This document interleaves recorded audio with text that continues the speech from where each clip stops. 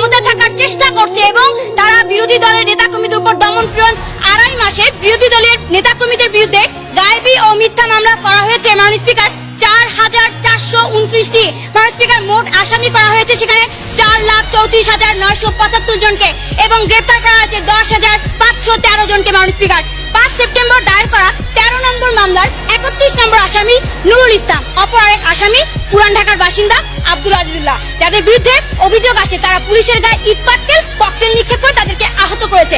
মাননীয় স্পিকার, কষ্ট লাগছে বলতে, আজকে সেই নুরুল ইসলাম মারা গেছেন 31শে আগস্ট এবং আজিজুল্লাহ মারা গেছেন 2016 সালে।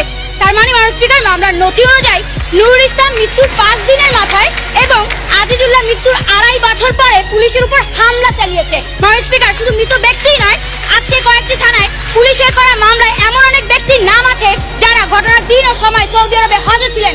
মাননীয় স্পিকার, আজকে তারা বলছেন সক্রিয় অংশগ্রহণ করবে, পালিয়ে যাবে না। পালিয়ে তো যেতে হবে না মাননীয় স্পিকার, তারা যদি সকল নেতাকর্মীকে কারাগারে বন্দী করে রাখে তাদের তো পালিয়ে যেতে কোনো দরকারই নেই। মাননীয় স্পিকার, আরেকটি বিষয় আছে, তিনি বলছেন তত্ত্বাবধায়ক সরকার সংবিধানের 123 অনুচ্ছেদে ক এবং খতে বলাই আছে যে এই সরকার চাইলে তারা সংসদ ভেঙে দিয়েও করতে পারে, সংসদ রেখেও করতে পারে। মাননীয় স্পিকার, সেটি কথা বলেছি। মাননীয় স্পিকার, তিনি সংবিধান পড়েননি তাই উনি জানেন না। মাননীয় স্পিকার, আজকে আমাদের দেশে যখন রাজনৈতিক সংস্কৃতির চিত্রটি এমন যেখানে দেখা যায় নাটোরের 1 আসনের সংসদ